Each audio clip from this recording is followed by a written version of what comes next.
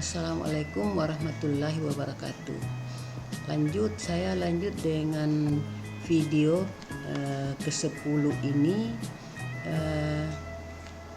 Saya akan membicarakan tentang sampel, ya. Sampel, kemudian skala pengukuran. Karena pada slide yang lalu saya sudah menyinggung sekilas tentang skala pengukuran.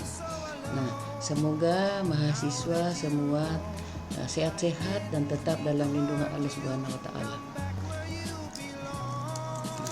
Untuk video kali ini membicarakan tentang menentukan ukuran sampel, ya. Jumlah sampel yang diharapkan 100% mewakili populasi adalah sama dengan jumlah anggota populasi itu sendiri. Jadi bila jumlah populasi 1000 dan hasil penelitian itu akan diberlakukan untuk 1000 orang disebut tanpa ada kesalahan, maka jumlah sampel yang diambil sama dengan jumlah populasi tersebut, yaitu 1000 orang. Nah, makin besar jumlah sampel mendekati populasi, maka maka peluang kesalahan generalisasi semakin kecil, dan sebaliknya makin kecil jumlah sampel menjauhi populasi, maka makin besar kesalahan generalisasi. Jadi peneliti kalau ingin mengambil semua sampel itu bisa, cuman kan kita punya keterbatasan waktu, tenaga, dan dana, sehingga kita tidak bisa mengambil semuanya. Katakanlah kalau populasinya 1000 lalu semua mau diambil sebagai sampel, memang itu bagus karena itu memang kebenarannya bisa dijamin. Tetapi apakah peneliti punya waktu mengedarkan kuesioner 1000 orang? Tentu ini memerlukan waktu yang panjang, kemudian waktu yang panjang serta tenaga. Nah, namun waktu ini kadang-kadang kita dibatasi oleh waktu, karena bukan hanya penelitian yang kita mau lakukan, tapi banyak hal lain yang akan kita lakukan, sehingga tidak mungkinlah kita mengambil semua sampel kalau jumlah populasi itu 1000 orang dan kita mau memperlakukan juga mengambil sampel 1000 orang. Tentu kita mungkin tidak sanggup, ya. Tapi kalau memang sanggup, ya why not, ya, kenapa tidak.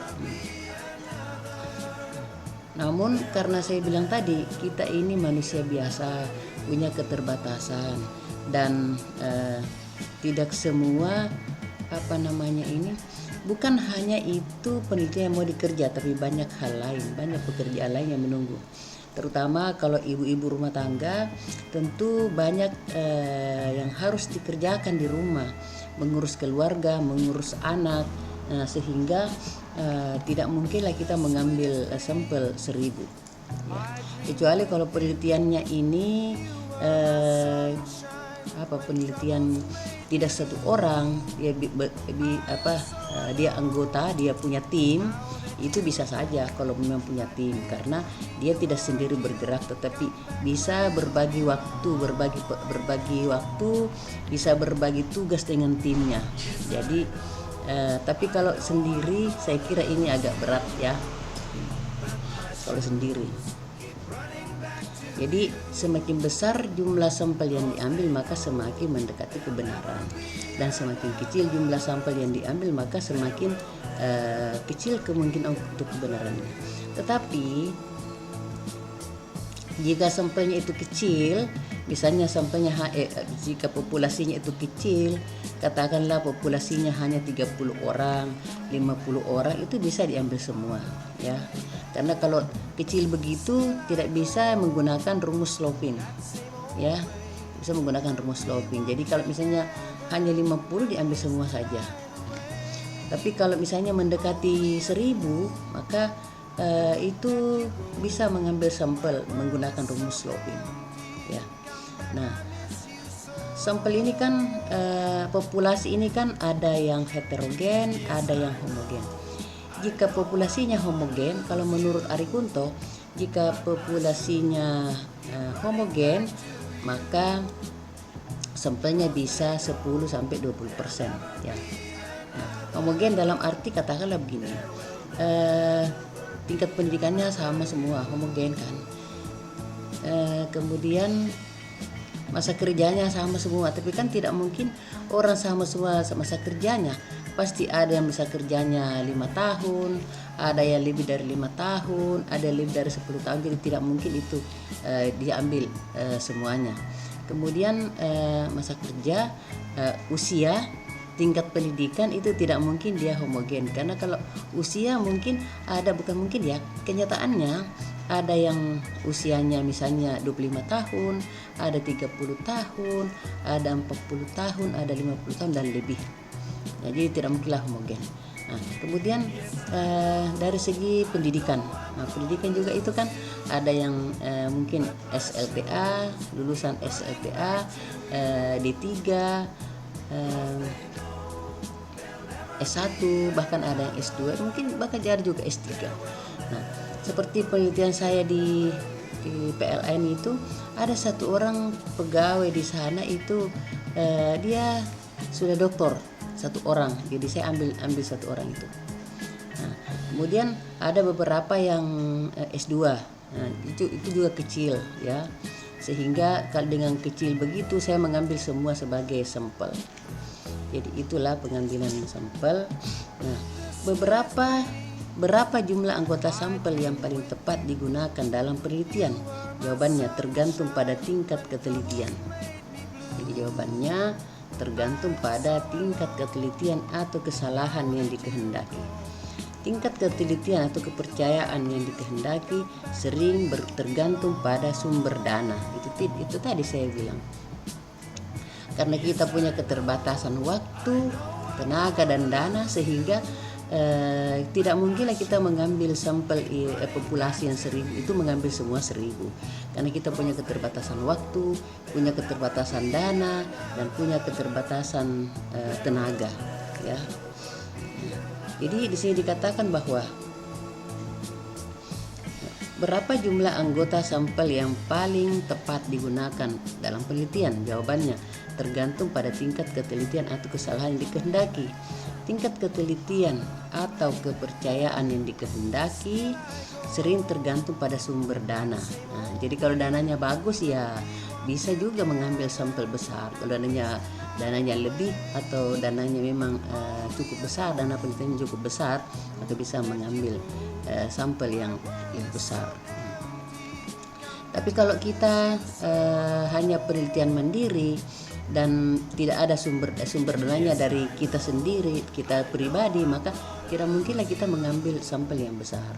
Nah, bisa saja mengambil sampel yang besar kalau misalnya ada dana dari pemerintah, misalnya dosen-dosen yang yang mendapatkan hibah penelitian, itu kan besarannya bervariasi, ada yang di atas 100 juta, ada di atas 200 juta, bahkan ada yang 1 miliar.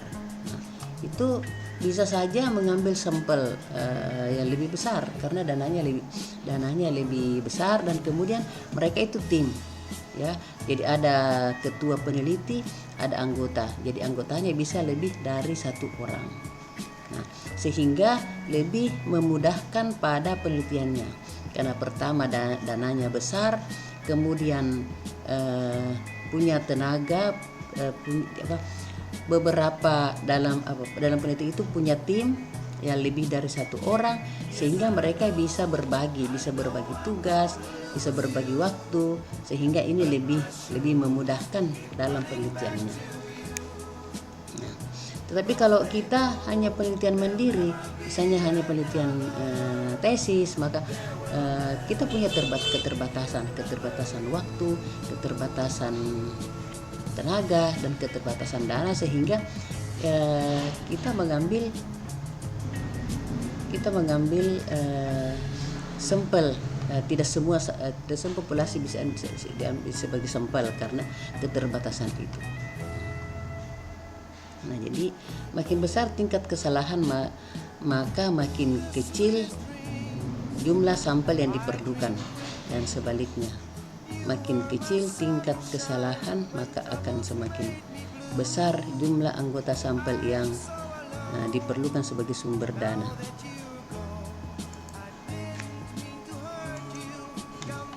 Jadi memang kalau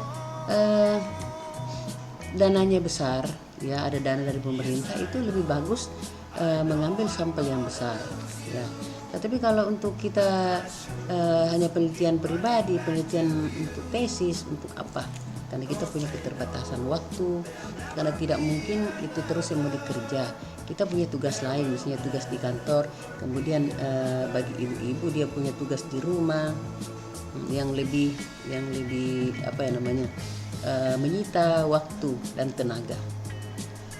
Jadi itu ya tentang penentuan ukuran sampel. Kemudian skala pengukuran. Nah, skala pengukuran dan instrumen penelitian. Nah, pada penelitian kuantitatif, peneliti akan menggunakan instrumen untuk mengumpulkan data. Sedangkan dalam penelitian kualitatif naturalistik, peneliti akan lebih banyak menjadi instrumen, karena dalam penelitian kualitatif peneliti merupakan key instrumen, ya. Jadi pada penelitian kuantitatif peneliti hanya mengedarkan kuesioner, ya, kepada respondennya. Tetapi pada penelitian kualitatif peneliti sebagai informannya. Kenapa dikatakan peneliti sebagai informannya? Karena peneliti yang ikut yang misalnya apalagi kalau dia melaksanakan observasi partisipan. Nah, itu mereka lebih total kalau dia observasi partisipan. Nah, kemudian selain itu bisa melakukan wawancara mendalam. Nah, sehingga peneliti itu perlu membangun hubungan yang dekat dengan informannya jika penelitian kualitatif. Namun pada penelitian kuantitatif itu terkadang peneliti tidak kenal siapa respondennya. Nah, saya juga sering mengisi kuesioner orang yang peneliti yang mengirimkan saya tidak kenal siapa orangnya karena dia hanya mengirim lewat WhatsApp. Jadi saya mengisi karena membantu. Nah, karena saya pikir saya juga sering penelitian dan sering mengedarkan kuesioner. Jadi itu ya perbedaannya. Kalau penelitian kuantitatif dan kualitatif, pada penelitian kuantitatif peneliti mengedarkan kuesioner. Bisa juga melakukan wawancara terstruktur kalau misalnya itu diperlukan. Nah, tetapi kalau penelitian kualitatif itu peneliti sebagai instrumennya, karena peneliti yang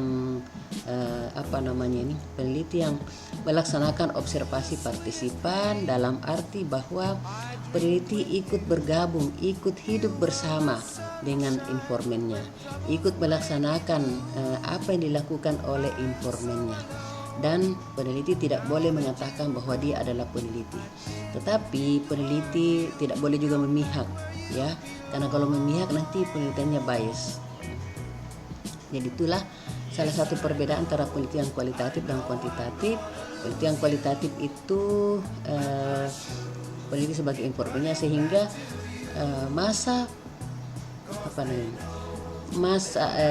waktu yang diperlukan pada penelitian kualitatif itu biasanya lebih panjang dibandingkan dengan waktu yang diperlukan pada penelitian kuantitatif. Karena penelitian kuantitatif kan hanya mengedarkan kuesioner. Setelah kuesioner diisi oleh responden, maka ditabulasi lalu dianalisis. Untuk analisis statistik itu kasih saja orang yang yang ahli dengan analis data, kan itu bukan ilmu kita.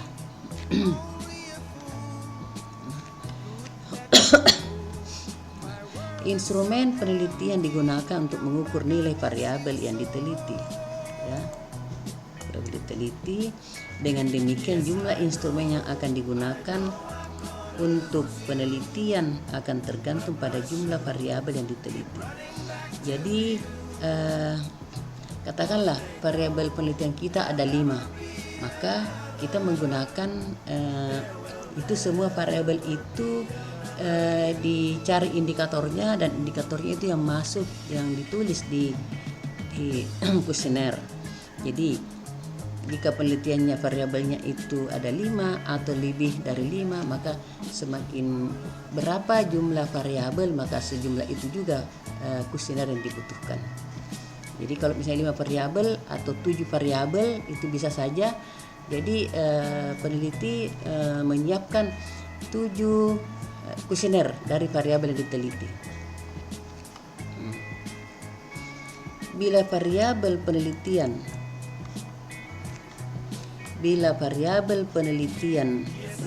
ini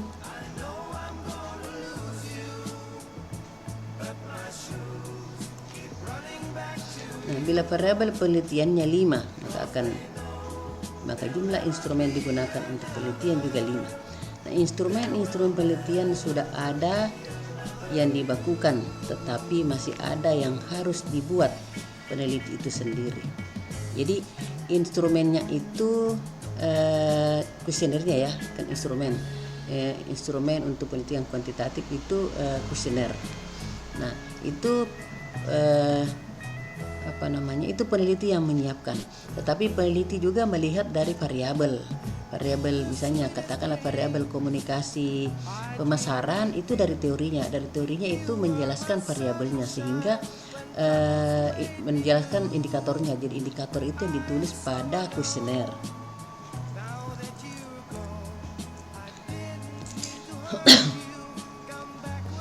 Karena instrumen penelitiannya digunakan untuk melakukan pengukuran dengan tujuan menghasilkan data kuantitatif yang akurat, maka setiap instrumen harus mempunyai skala. Nah, itu skala. Bermacam-macam skala pengukuran akan diberikan pada halaman berikut. Jadi instrumennya itu menggunakan skala. Nah, yang biasa digunakan itu skala Likert. Skala Likert itu ada 5, sangat tidak setuju itu angkanya 1, tidak setuju angkanya 2, netral atau ragu-ragu angkanya 3, setuju angkanya 4, sangat setuju angkanya 5. Makanya responden memilih mana yang dia rasa itu setuju, mana yang dia tidak setuju. Dari hasil centang responden itu kan punya bobot ya, ada sangat tidak setuju angkanya 1, tidak setuju angkanya 2, netral angkanya 3, setuju angkanya 4, sangat setuju angka 5. Itulah yang ditabulasi dan dianalisis melalui statistik. Nah, untuk analisis statistik ini juga bervariasi. Ada yang namanya regresi berganda, regresi linear, PLS, SPSS, SEM, dan GSCA. Nah, itu juga penggunaan dari analisis statistik itu disesuaikan dengan model penelitiannya, ya, disesuaikan dengan model penelitiannya. Kalau misalnya yang saya biasa lihat itu di S1, ada model penelitian itu 2 variabel sama-sama berpengaruh. Nah, itu sebenarnya model dulu. Nah, 2 variabel sama-sama berpengaruh. Sebenarnya variabel 2, jadi dua variabel independen, 1 dan variabel dependen. Variabel independen 1 sudah berpengaruh ke ke Y1, ke Y. Variabel independen 2 berpengaruh ke Y1 juga. Tetapi ada lagi ujinya, sama-sama berpengaruh. Itu saya bilang makanya model lama. Nah, itu cocoknya menggunakan regresi berganda atau regresi linear. Nah, tetapi pada analisis yang terbaru itu tidak seperti itu, tidak ada yang berpengaruh seperti itu, tidak ada yang dua variabel sama-sama berpengaruh. Karena itu yang pertama, independen pertama sudah berpengaruh, ya. Kemudian independen kedua sudah berpengaruh. Kenapa lagi mesti ada dua-duanya saling berpengaruh? Lucu juga. Tapi itulah, ya. Jadi analisisnya juga, analisis statistiknya itu disesuaikan dengan model penelitiannya. Nah, tapi meskipun 2 X-nya, 2 variabel independen atau 2 variabel eksogennya, 1 variabel dependen atau 2 variabel dependen, kalau tidak menggunakan analisis seperti regresi linear dan regresi berganda itu tidak apa-apa, malah lebih bagus kalau menggunakan analisis yang terbaru ya. Jadi kalau analisis terbaru tidak ada bilang dua-duanya sama-sama berpengaruh, tidak ada, karena itu kan sudah yang independen pertama sudah berpengaruh. Kenapa independen kedua juga berpengaruh? Kenapa lagi ada uji analisis itu, uji analisis itu sama-sama, keduanya sama-sama berpengaruh. Jadi itulah ya. Tetapi kalau yang saya katakan tadi SEM itu ini sampelnya minimal 200. Jadi kalau sampelnya tidak cukup 200 tidak bisa menggunakan SEM. Dan SEM itu punya keterbatasan. Keterbatasannya itu saya sudah jelaskan pada video yang lalu, tapi tidak apa-apa saya jelaskan kembali. SEM itu punya keterbatasan. Keterbatasannya itu hanya bisa menganalisis model rekursif saja. Nah, sedangkan kalau model tidak rekursif itu tidak cocok. Kemudian SEM itu hanya bisa menganalisis sampel yang minimal 200. Jadi kalau sampelnya tidak cukup 200 tidak bisa menggunakan SEM. Nah, selain itu hanya bisa menganalisis variabel dengan model indikator formatif saja. Nah, sehingga kalau ada model yang penggabungan antara model indikator dengan variabel indikator dengan model formatif, model variabel indikator formatif dan variabel dengan indikator refleksif itu tidak bisa menggunakan SEM. Nah, tapi kalau dipaksakan maka biasanya ada yang pengaruhnya negatif tapi signifikan, itu ada juga negatif tapi dia signifikan. Ya itulah.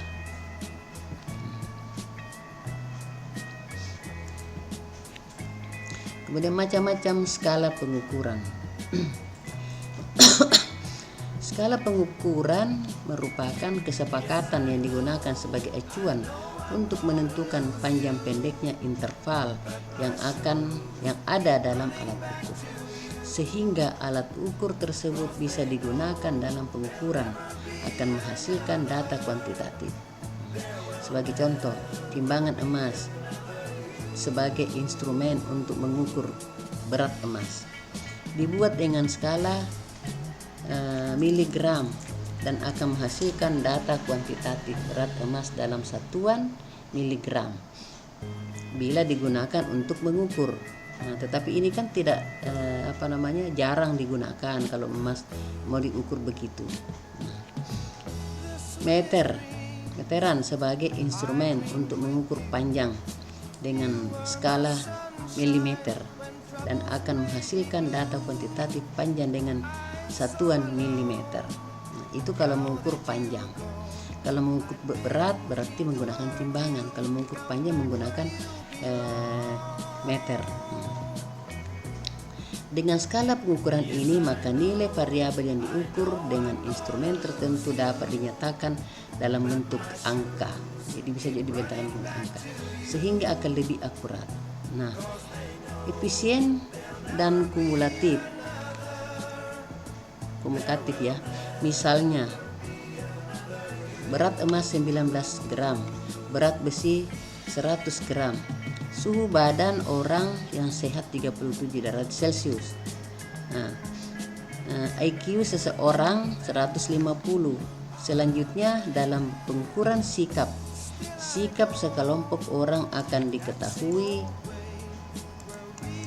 termasuk gradasi mana dari satuan skala sikap. Nah, macam-macam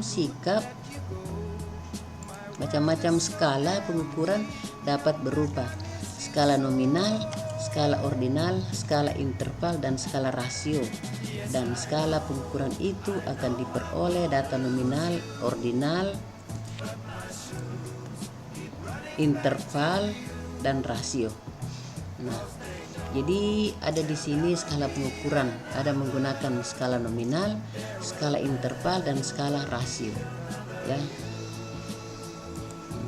Kemudian berbagai skala sikap yang dapat digunakan untuk penelitian administrasi, pendidikan, dan sosial antara lain skala Likert. Jadi ini skala Likert yang paling sering digunakan. Ya. Yang tadi yang saya katakan bahwa skala Likert itu 1 angkanya sangat tidak setuju, 2 angkanya tidak setuju, 3 angkanya netral, yang 4 angkanya setuju, 5 angkanya sangat setuju.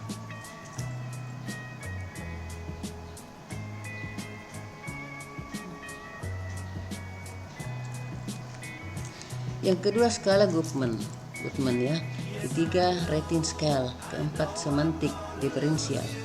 Kelima skala tersebut bila digunakan dalam pengukuran akan mendapatkan data interval atau rasio. Hal ini akan tergantung pada bidang yang diukur. Itu juga tergantung pada bidang yang diukur. Skala Likert. Skala Likert digunakan untuk mengukur sikap, pendapat, dan persepsi seseorang untuk sekelompok orang tentang fenomena sosial. Maksudnya begini, kalau seperti kepemimpinan itu sikap, bagaimana sikap pemimpinnya, apakah dia termasuk transaksional atau transformasional, itu sikap ya, dan persepsi. Kemudian dalam penelitian, fenomena sosial ini akan ditetapkan secara spesifik oleh peneliti yang selanjutnya disebut sebagai variabel penelitian. Jadi itu kan dari awal saya mengatakan bahwa untuk melakukan penelitian kuantitatif itu berangkat dari adanya fenomena. Fenomena itulah kenapa kita tertarik melakukan penelitian, karena adanya fenomena tersebut. Fenomena atau masalah. Nah, masalah itu sesuatu yang terjadi tidak sesuai dengan perencanaan pelaksanaan, misalnya ya, pelaksanaan tidak sesuai dengan perencanaan, itu masalah. Nah, sehingga kita tertarik untuk meneliti.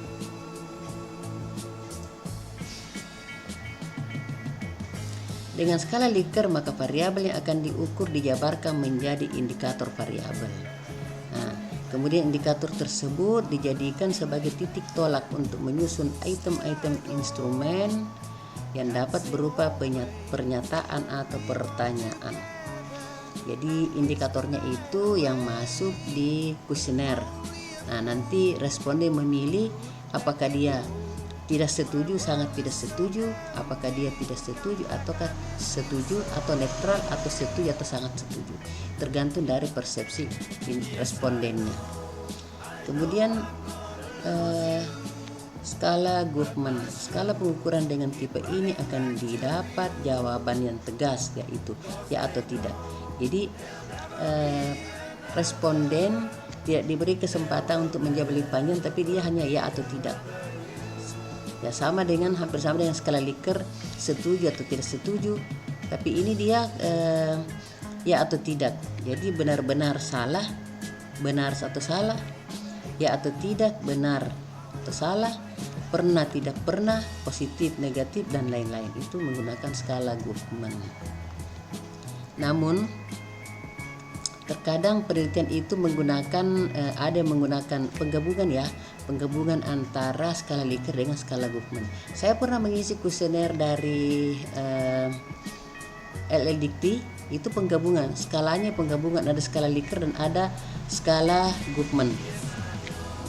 Itu ya. Nah, data yang diperoleh dapat berupa data interval atau rasio, dikotomi, dua alternatif.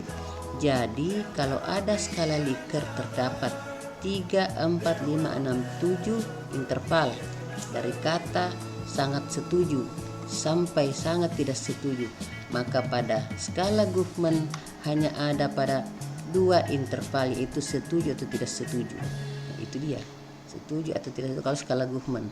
Tetapi kalau skala Likert itu ada 5 ya, tapi kalau skala Goffman itu hanya setuju atau tidak setuju. Nah, penelitian menggunakan skala Goffman itu dilakukan bila ingin mendapatkan jawaban yang tegas terhadap suatu permasalahan yang ditanyakan. Jadi yang untuk menggunakan skala Goffman itu memang untuk mendapatkan jawaban yang tegas. Jadi apakah dia setuju atau tidak setuju, benar atau tidak, benar atau salah, itu saja. Sedangkan pada skala Likert itu ada 5 pilihannya. Ada 5 pilihannya.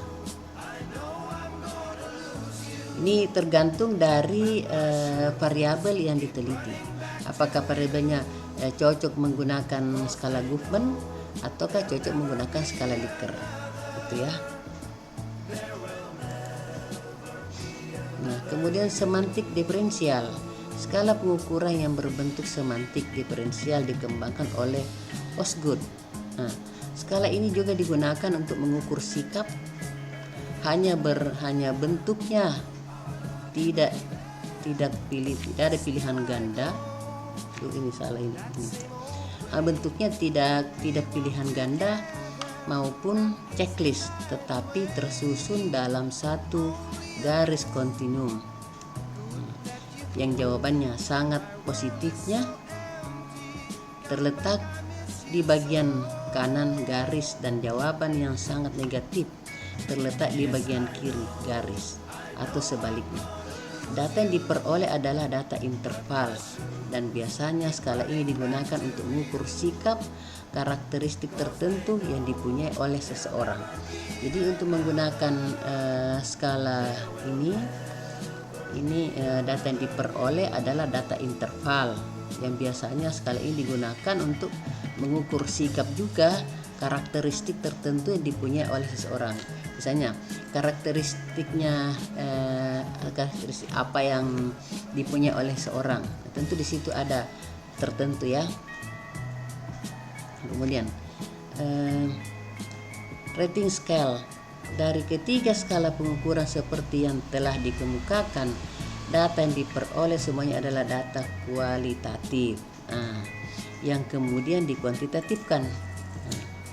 Tetapi dengan rating scale, data mentah yang diperoleh berupa angka kemudian ditafsirkan dalam pengertian kualitatif. Sekali. Jadi responden menjawab senang atau tidak senang, setuju atau tidak setuju, pernah atau tidak pernah adalah merupakan data kualitatif. Nah, dalam skala model rating scale, responden tidak akan menjawab salah satu dari jawaban kualitatif yang telah disediakan, tetapi menjawab salah satu jawaban kuantitatif yang telah disediakan. Jadi memang ini juga menggunakan skala ini datanya kualitatif ya. Dari data kualitatif itu dikuantitatifkan, karena dia misalnya menjawab sangat setuju, sangat tidak setuju, itu kan data kualitatif. Bagaimana caranya dikuantitatifkan? Itu kan ada apa namanya, ada skornya ya. Kalau misalnya ya ada skornya, data kuantitatif ada skornya. Seperti sangat tidak setuju pada skala Likert itu angkanya 1 kan. Kalau tidak setuju angkanya 2. Jadi itulah namanya dikuantitatifkan, sampai sangat setuju angkanya 5. Jadi itu namanya dikuantitatifkan. Jadi untuk menggunakan skala ini, skala pengukuran ini tergantung dari variabel yang akan kita teliti. Apakah dia meneliti persepsi atau selain dari persepsi, itu bukan tergantung dari variabelnya. Nah, kemudian juga tergantung pada variabel itu kan juga harus dicari teorinya siapa yang mencetuskan teori itu, karena dari teori itu ada indikatornya. Jadi indikator itu bukan peneliti yang membuat, tapi memang ada pada teorinya. Katakanlah seperti kinerja karyawan. Kalau menurut Bernardine Russell, kinerja karyawan itu adalah diukur dari 6 indikator. Pertama, kualitas hasil kerja. Yang kedua, kuantitas hasil kerja, itu indikatornya. Yang ketiga, 1 kualitas hasil kerja, 2 kuantitas hasil kerja, yang ketiga efisiensi biaya, yang keempat kemampuan bekerja, yang kelima kemampuan membangun hubungan kerja. Jadi memang indikator itu memang ada pada variabel, bukan kita yang buat ya. Jadi namun demikian, kalau misalnya yang tidak ada variabel, kita membuat variabel sendiri, itu bisa kita buat sendiri indikatornya, bisa saja seperti itu. Jadi itulah beberapa keterangan ya, perbandingan antara skala pengukuran. Namun kalau persepsi kebanyakan menggunakan skala Likert ya. Skala Likert itu kebanyakan menggunakan skala Likert itu yang ada 5 pilihannya. Sangat tidak setuju, tidak setuju, netral atau ragu-ragu, setuju dan sangat setuju. Itu kalau persepsi. Dan kebanyakan di penelitian saya melihat orang menggunakan skala Likert. Jarang ada yang menggunakan ini rating scale atau skala Goodman, jarang.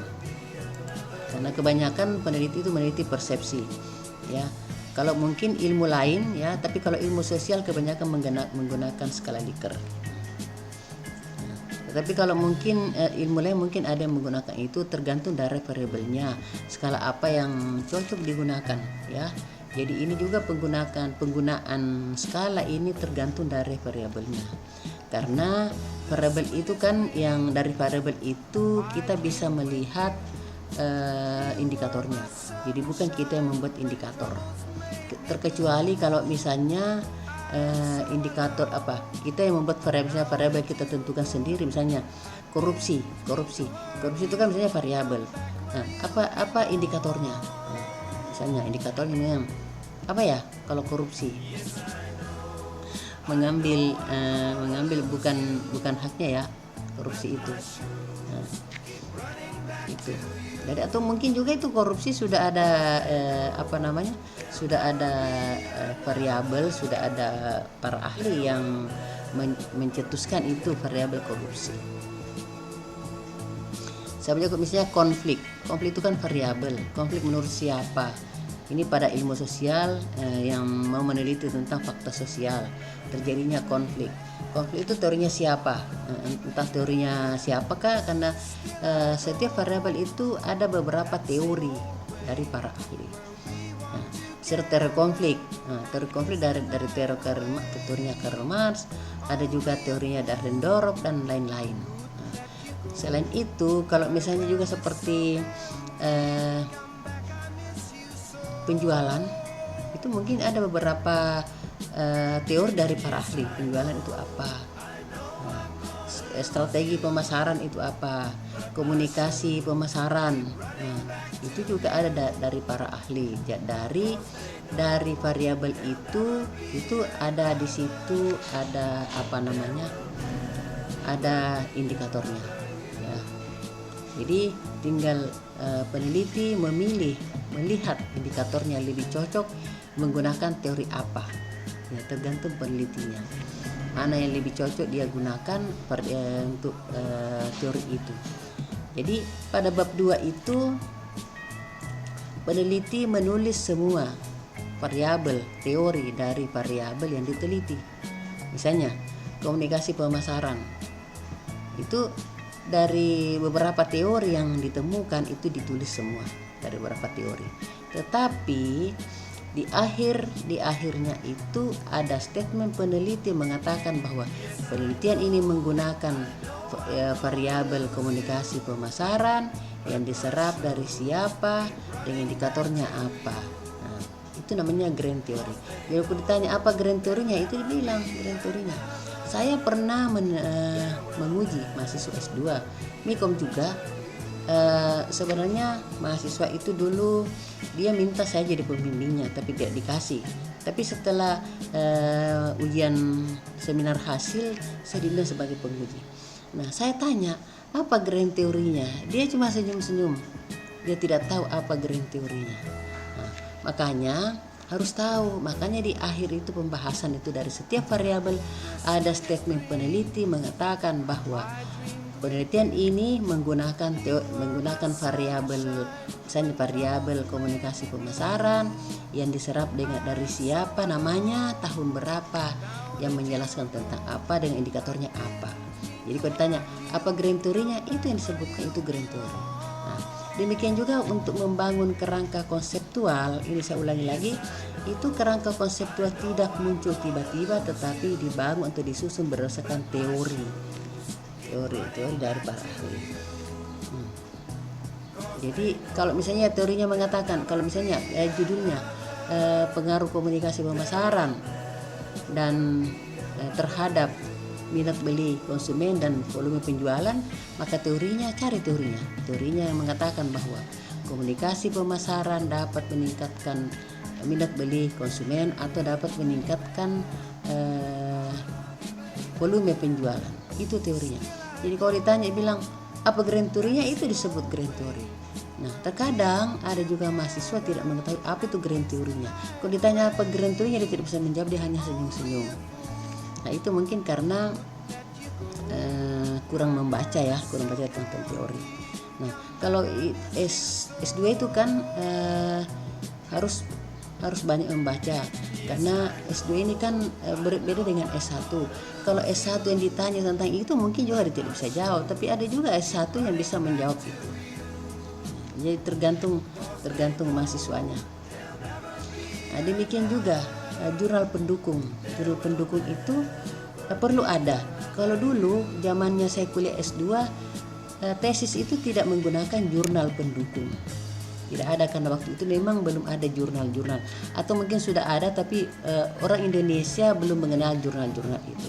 Tapi kalau di negara maju dari dulu tuh ada jurnal, cuma Indonesia belum menggunakan itu, sehingga saya juga tidak tahu. Ya. Dan kemudian dosen metode penelitian waktu saya S2 di Unhas itu, dosenku itu belum doktor, dia masih magister, sehingga mungkin pemahaman tentang metode penelitian itu masih minim. Nah, itu sehingga kita juga mahasiswanya masih minim juga pengetahuan kita. Nah, setelah saya pergi di Brawijaya ikut tes untuk S3, tapi alhamdulillah saya lulus. Waktu saya mau menulis proposal untuk disertasi. Di sana itu kalau kita bilang mau konsultasi dengan pembimbing, bukan konsultasi tapi diuji. Diuji. Dia tanya, promotor saya mengatakan, apa bedanya itu variabel elips sama yang kotak? Aduh, saya tidak bisa jawab. Karena itu juga saya tidak dapatkan di Unhas. Karena waktu itu dosen pembimbing saya masih magister juga, jadi mungkin ilmu juga masih kurang. Jadi bilang apa? Pulang cari bukunya. Saya bilang bukunya siapa, Prof? Dia bilang Hairs. Dalam hatiku itu juga saya baru dengar itu Hairs itu, ya Allah. Nah, tetapi karena niat yang besar untuk bisa jadi dokter juga, akhirnya saya bisa terselesaikan. Jadi setiap konsultasi kita tidak bisa konsultasi tapi diuji. Jadi harus tahu. Paling bikin saya pusing kalau saya sudah bikin itu, saya ajukan, dia bilang ganti, robah, begitu modelnya, gitu saja mah, ganti, robah, dia tidak bilang ganti apa atau robah apa. Setelah saya merubah, mendelete dan mengubah itu, saya ajukan kembali, dia bilang balikin. Aduh, itu yang bikin saya pusing. Kalau sudah di delete baru dia bilang balikin. Itulah suka dukanya untuk ikut S3. Tapi pengalaman saya, dari perubahan demi perubahan, saya banyak dapat ilmu. Dan kesulitan yang saya dapatkan waktu saya kuliah S3 itu saya juga tidak terapkan di mahasiswa. Saya sering saya tidak pernah mempersulit mahasiswa. Bahkan saya sering mengarahkan saja. Nah, walaupun misalnya bukan bimbingan saya, kalau mau konsultasi dengan saya tentang judulnya boleh. Nah, cuma terkadang saya juga beda pendapat dengan dosen pembimbing. Sering beda pendapat. Karena pernah saya beda pendapat ini. Dia penelitian kuantitatif, penelitian kualitatif. Tapi di tujuan penelitiannya itu pembimbingnya mengatakan coba tulis itu untuk menganalisis. Saya bilang itu kata itu bukan untuk penelitian kualitatif tapi untuk penelitian kuantitatif. Kenapa dikatakan untuk menganalisis? Karena dianalisis melalui statistik lalu dijelaskan, jadi untuk menganalisis dan menjelaskan. Nah, itu digunakan pada penelitian kuantitatif. Sedangkan pada penelitian kualitatif itu tidak menggunakan itu. Hanya menggunakan kata untuk mengetahui dan mendeskripsikan. Jadi untuk diketahui. Nah, untuk mengetahui dan mendeskripsikan.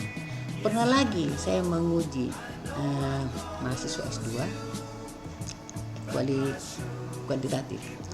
Dosen pengujinya lagi mengatakan, kenapa itu rumusan masalahnya, mengatakan apakah, kenapa tidak bilang bagaimana. Dalam hati saya ini dia tidak ngerti.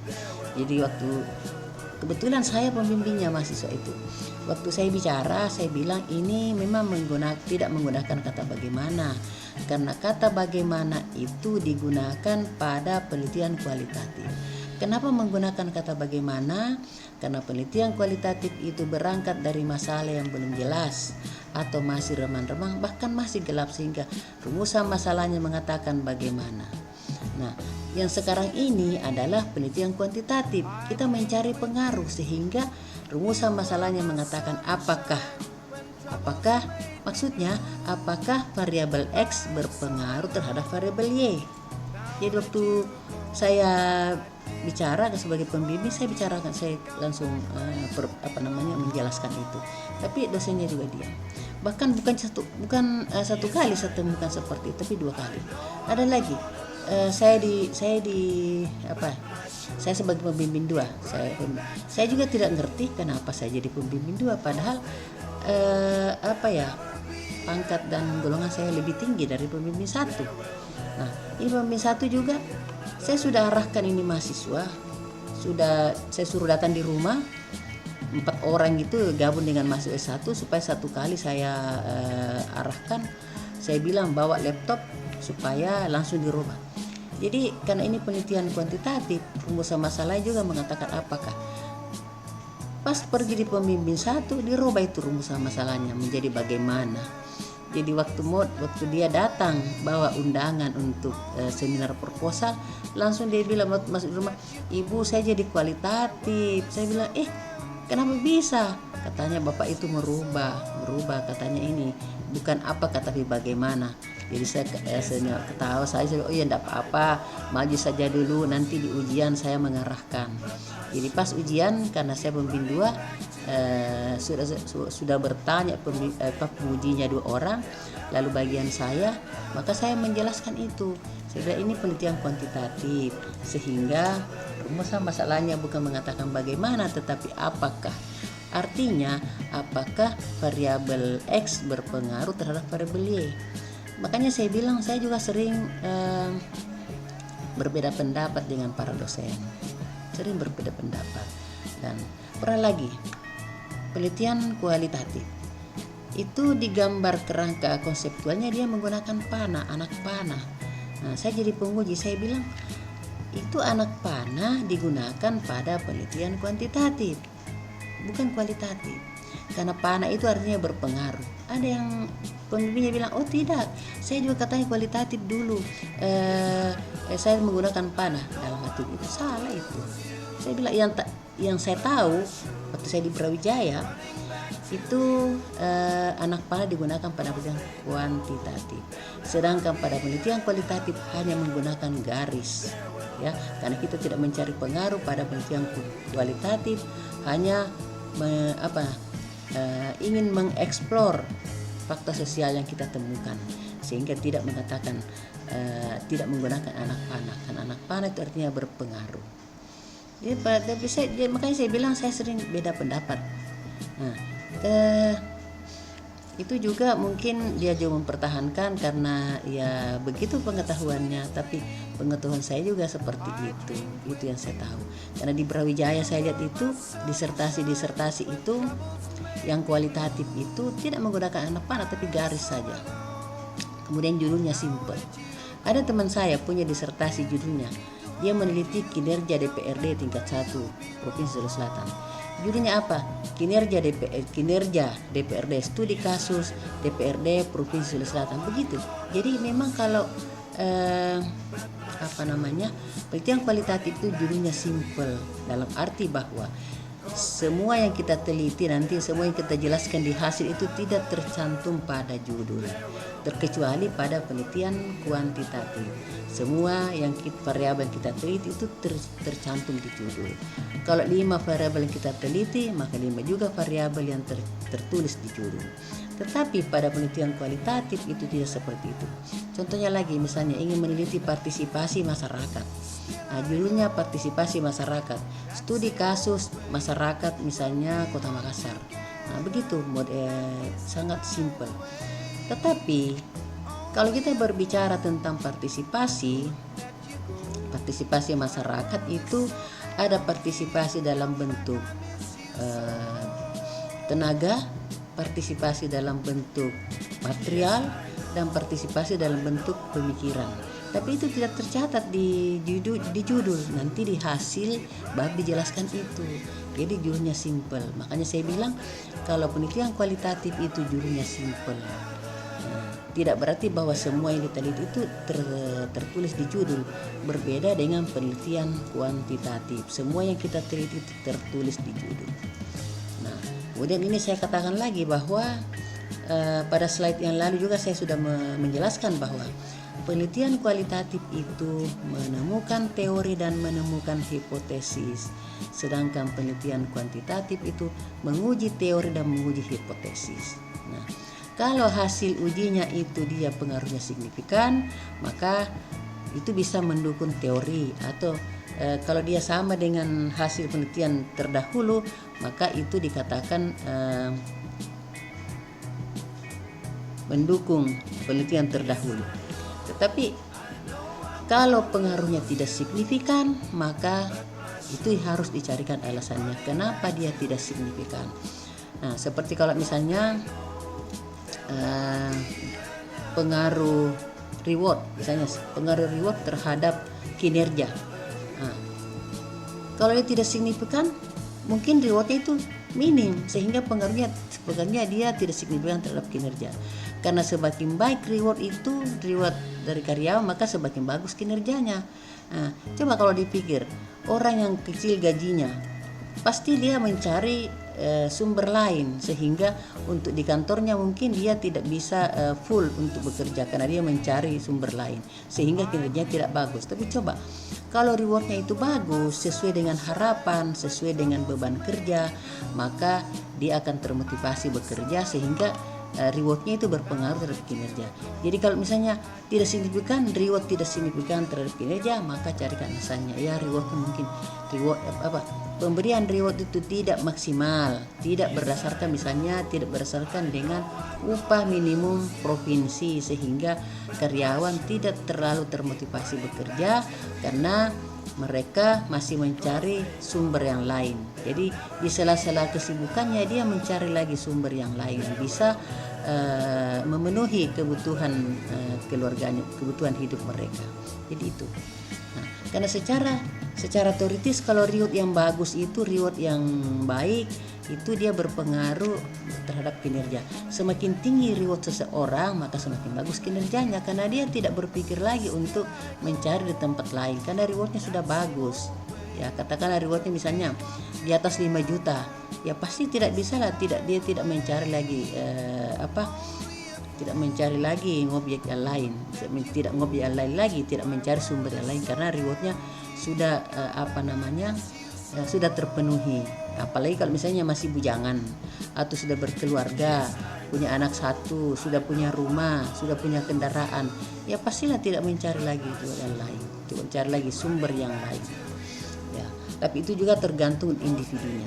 Ya, terkadang ada juga orang rewardnya sudah bagus tapi dia masih mencari sumber yang lain. Katakanlah dia masih berbisnis, nah, istrinya suruh berbisnis, tapi kan bukan dia melaksanakan, dia hanya mengarahkan. Ya, itulah penjelasan dari saya di video ke-10 ini. Semoga mahasiswa bisa memahami, dan jika ada pertanyaan bisa melalui kolom chat, atau kalau kita Zoom itu bisa ditanyakan, bisa diajukan pertanyaannya. Jadi untuk video kali ini saya pikir ini cukup sekian, lebih dan kurangnya mohon dimaafkan. Saya akhiri dengan wabillahi taufiq wal hidayah. Wassalamualaikum warahmatullahi wabarakatuh dan selamat sore.